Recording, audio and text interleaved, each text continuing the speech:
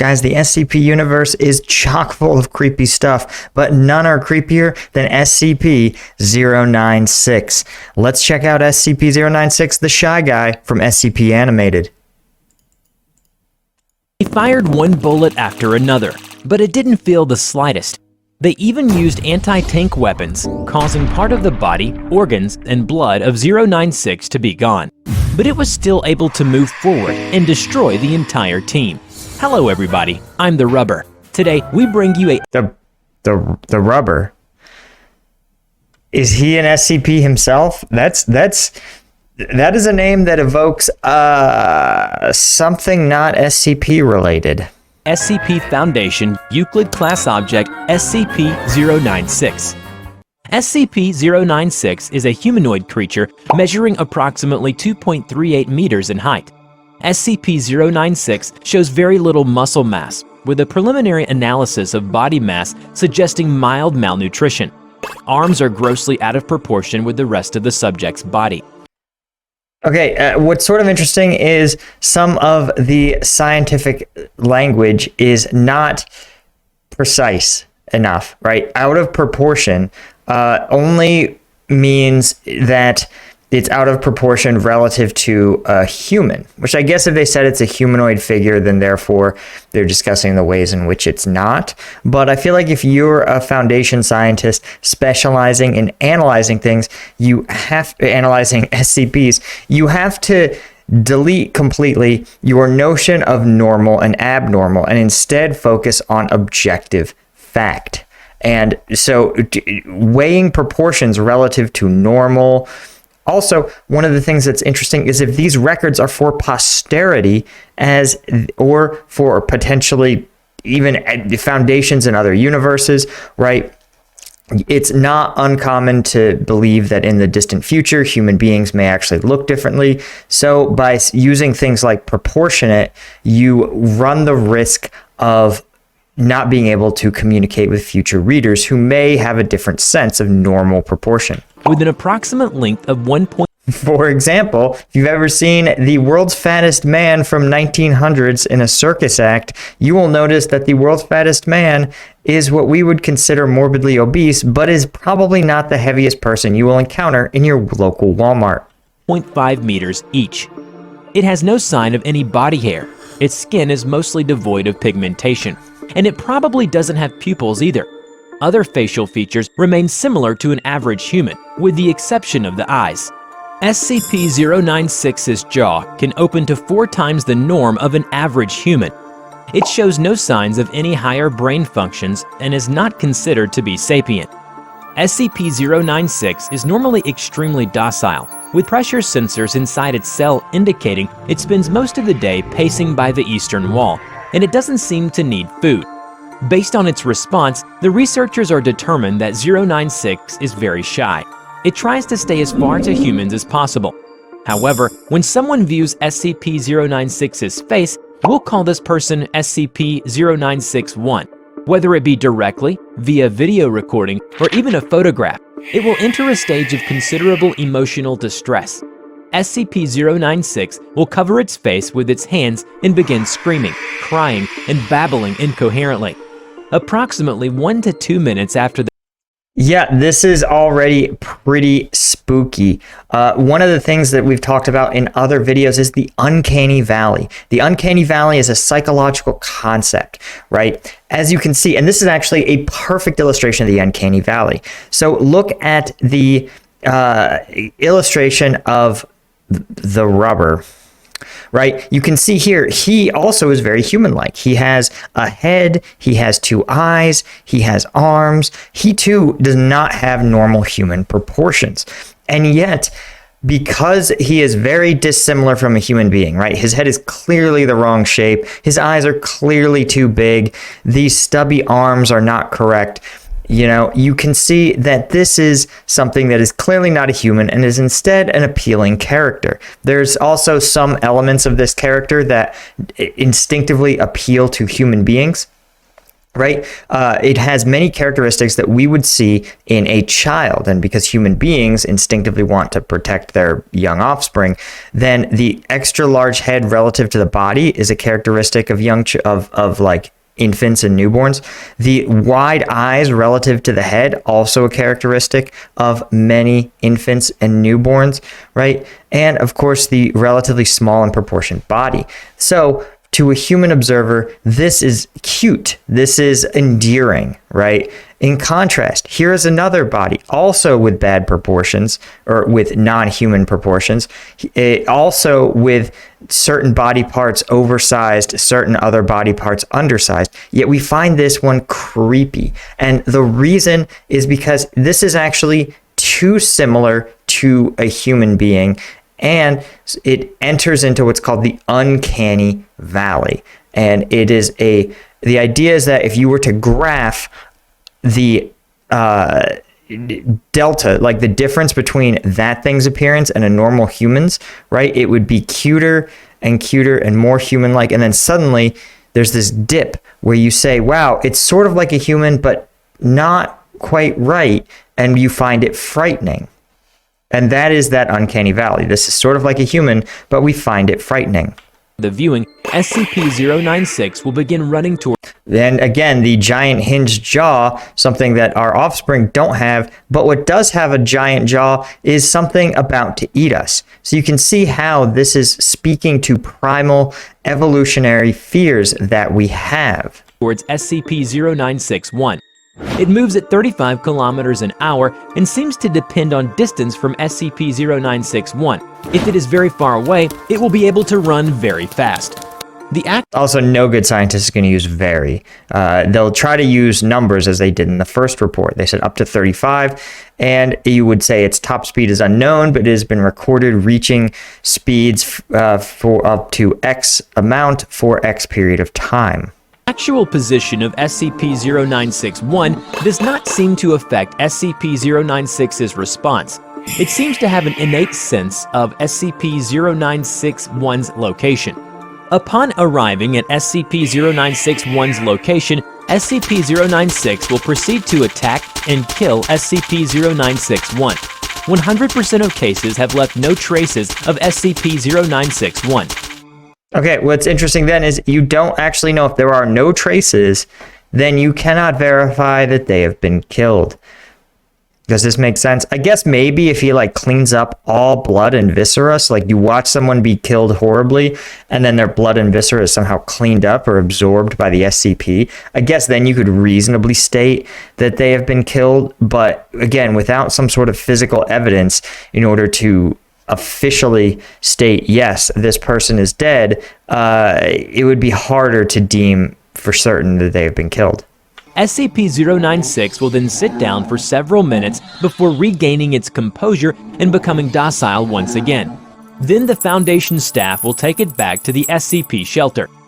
The most extreme case at present is that someone saw only a part of its picture and was also killed by it. At this point, no known material or method can impede SCP-096's progress. In one of the audio recordings, the former commander of the recovery team said, even if they were firing it intensely, but it didn't feel anything at all. They even used anti-tank weapons, causing part of the body, organs, and blood of 096 to be gone. But it was still able to move forward and Okay, the grammatical phrasing of cause it to be gone is not what you would put in an actual tactical report, right? If you were part of the tactical team, your report would read something like, deployed small arms up to 5.56 caliber, maybe, deployed small arms up to 5.56 caliber against the entity. Battle damage assessment, no damage. Deployed anti-tank weapons against. You might designate. You might be like deployed AT4 against entity. Fire scored a direct hit. Entity appeared to take damage, including loss of left arm, loss of left leg, and approximately 30% of the torso was removed. Entity continued to move forward with no detectable how would I phrase it? No detectable loss of operational capability, something like that. And destroy the entire team. Besides, because it does not cover its face when it's running towards its target, anyone who sees it will be killed by it along the way. Due to the possibility of a mass chain reaction, including breach of Foundation secrecy and large civilian loss of life, a doctor of the Foundation has also petitioned for immediate termination of SCP-096.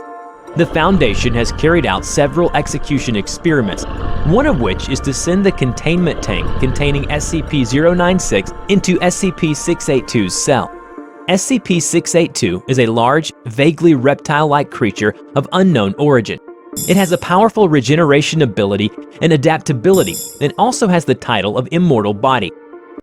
Also has the title of Immortal Body. What he's probably describing is actually what you would call clinical immortality.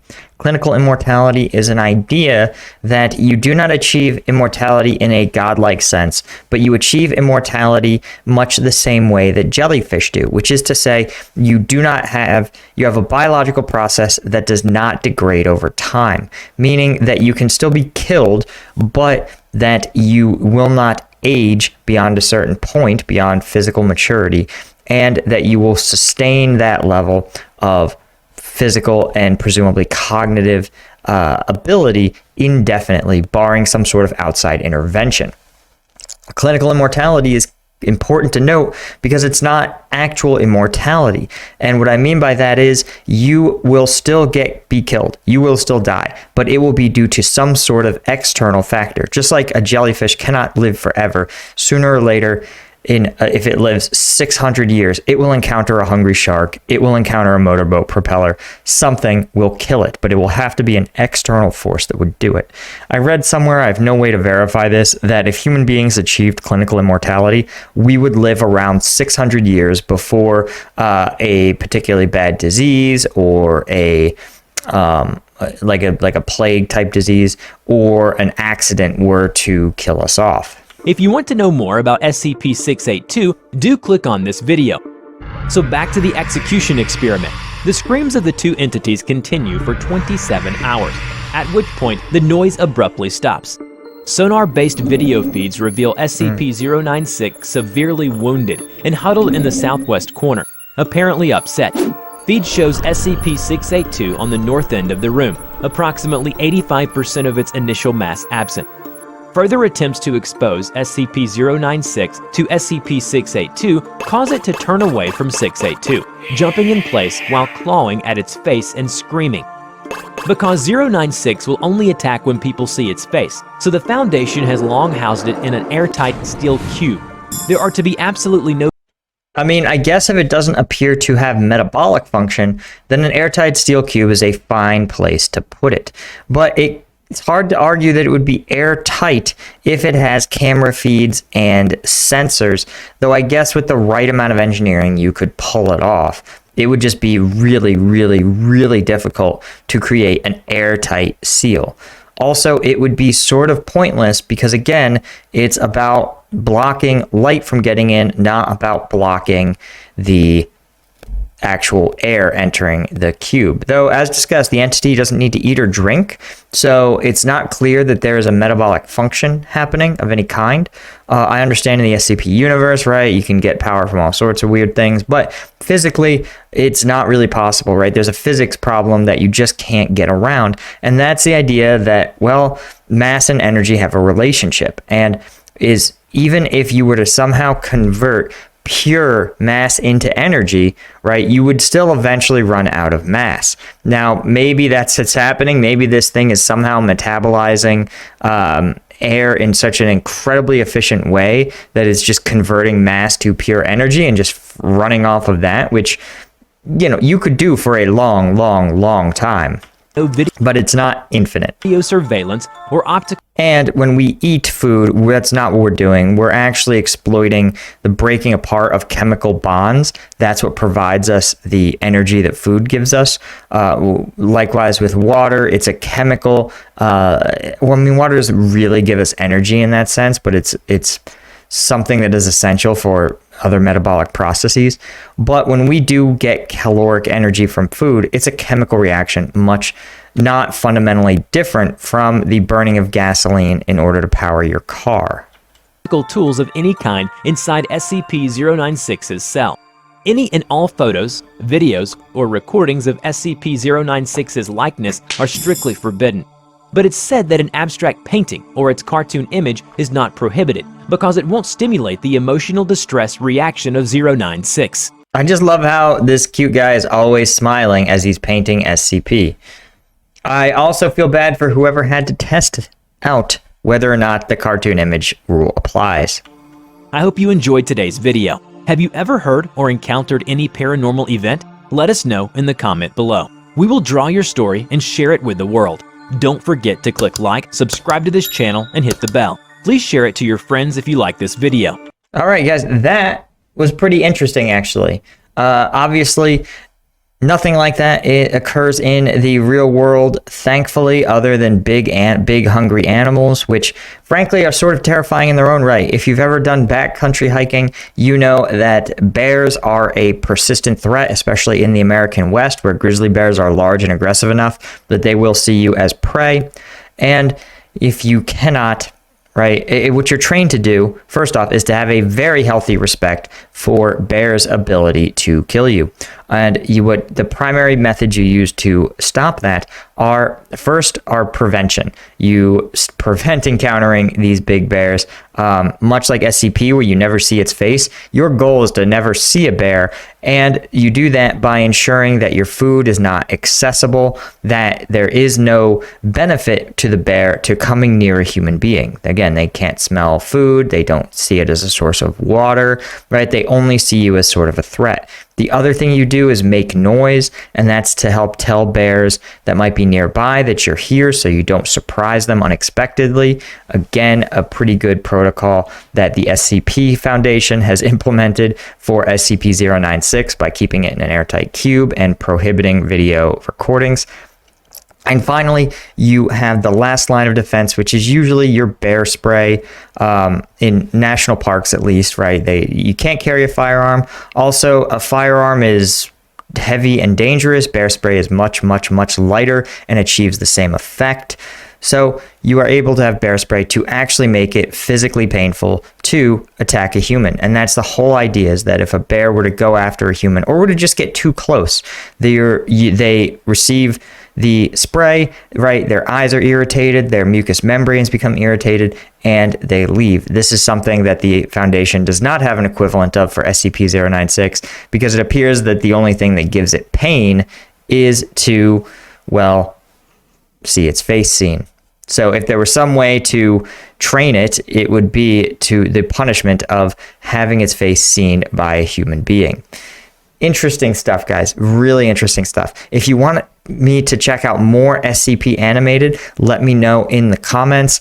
Guys, thanks again to our Lieutenant Tier patrons, Cole Foster, Caffeinated, Chris, Command Unit, and Jakob Flavius. If you want access to an exclusive content and an exclusive room on the Discord, you want to become a patron at patreon.com/combatvetpaul. Link is in the description.